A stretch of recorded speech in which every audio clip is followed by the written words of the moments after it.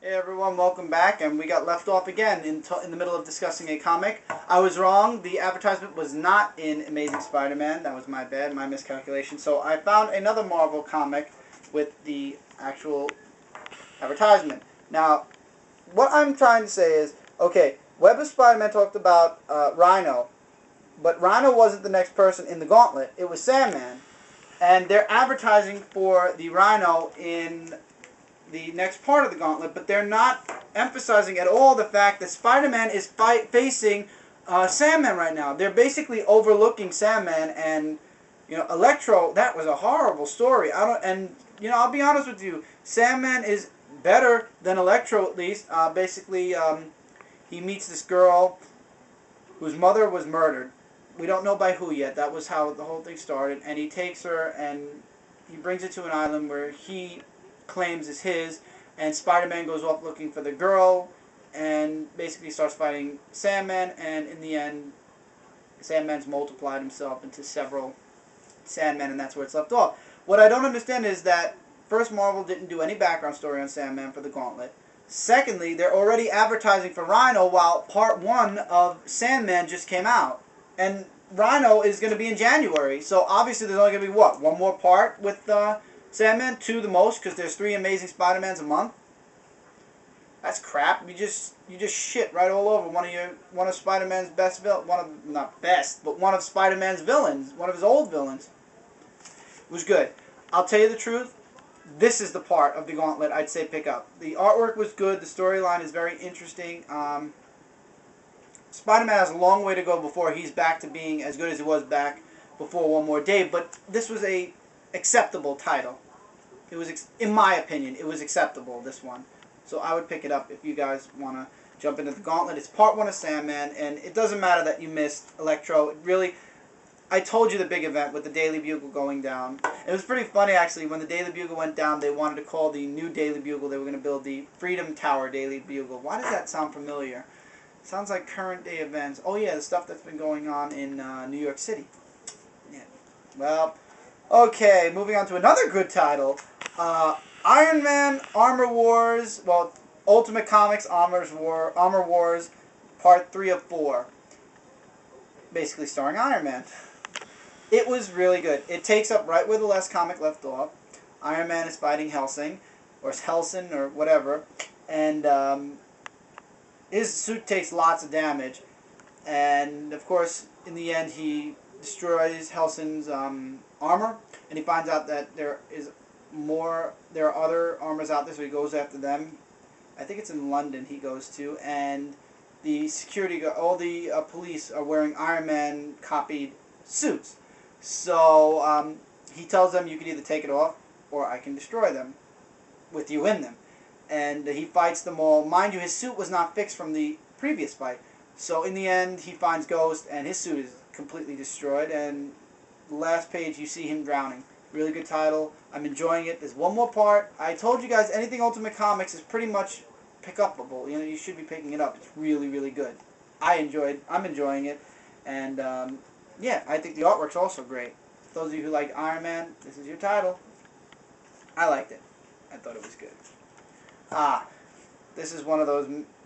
Okay, Supergirl number 48. The Banshee returns. What do I have to say about this? Like I said, new Krypton, bunch of shit. I'm just waiting for this all to end. But as far as Supergirl goes, she discussed with Lana about Lana's disease, which no doctor knows about, and 2-1 Superman's going to save her in the end anyway, but besides, or maybe Supergirl will save her in the end. Supergirl versus Banshee. Supergirl opens up a box, and she becomes a Banshee too. I just told you the whole story in 2 seconds. You can miss it. It has nothing to do with New Krypton anyway, and it really has nothing to do with Superman. Unless you're collecting to get all the diamond numbers, like me, I'm collecting for Superman, it's a missable issue. It's a complete missable issue. A good one. Batman 694. Okay, at the end, one of the kid was shot. It starts off with Batman in the hospital, and the boy is in critical condition. His name is Baby D. And Batman goes off after Penguin to find out about who that girl was that caused that explosion during the banquet they were in. Penguin tells him who she is, and she's related, and he finds out she's related to the Falcons, and the Falcons basically kill her. They make it look like they kill her. They stick her in a box and drop it. Reminds me of the old mafia days, if you ask me. And she goes to the bottom of the harbor, and that's all they leave you off at. In the end, basically, you find out that Baby D didn't make it, and Dick Grayson's pissed off, and big splash, end page, the end. Good title. The only good Batman title that involves Batman, in my opinion. A lot of people are saying, what about Detective Comics? Detective Comics involves Batwoman. I am completely not interested in Batwoman. So, I'm enjoying Batman. A lot of people say it's okay. I think it's good. I'd say pick it up. I say you should have picked it up since right when Dick Grayson started. This is not jump-on friendly. At least get the comic book before this. And maybe even the comic before that. Because, you know, this is like the middle of the story now. It's a great title, though. If anybody who likes Batman, I mean, like I said last week, Bruce Wayne is going to be coming back pretty soon with the miniseries starting up in April. So it's nice to watch Dick Grayson as Batman for a little while longer. Who knows? Maybe they'll do what they did with Captain America. Battle for the Cowl. Dick Grayson versus Batman. Bruce Wayne. Astonishing X-Men, number 33. I really am enjoying Astonishing X-Men. This story, though, is kind of starting to wear a little thin. A little thin. I really don't want to give too much away because it really opens up the story for stuff. It spoils too much. It basically continues the story from where the other comic leaves off.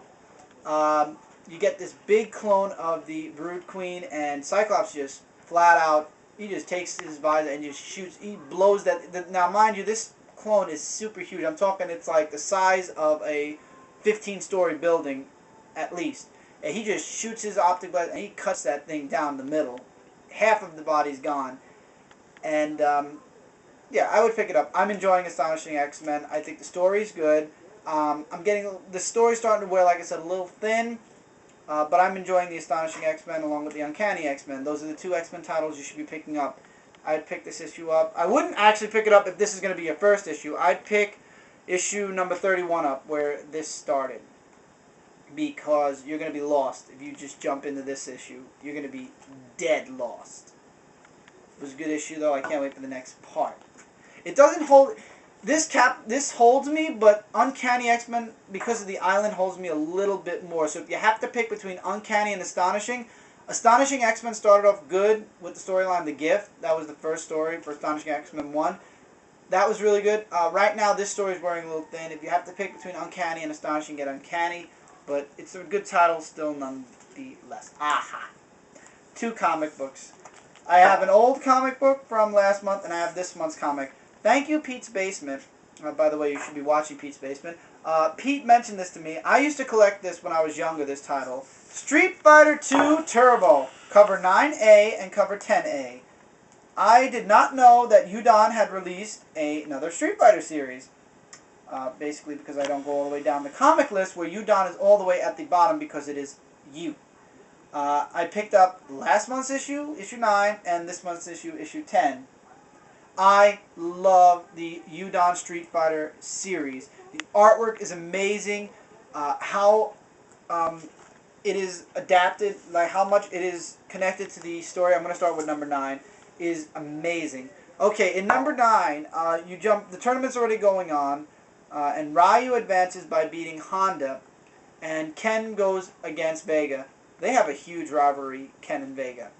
And Ken beats Vega. Vega tries to kill him because he hurt his pretty face. And Honda comes in and stops him. And it leaves off where Ken wants to leave because he's having a baby boy. And in the end of this issue, there's gas in the room and Ken gets knocked out and Bison is there, the end of this issue. And I'm getting the finger, so we will go into number 10 when we come back with the final part of this week's comic book review.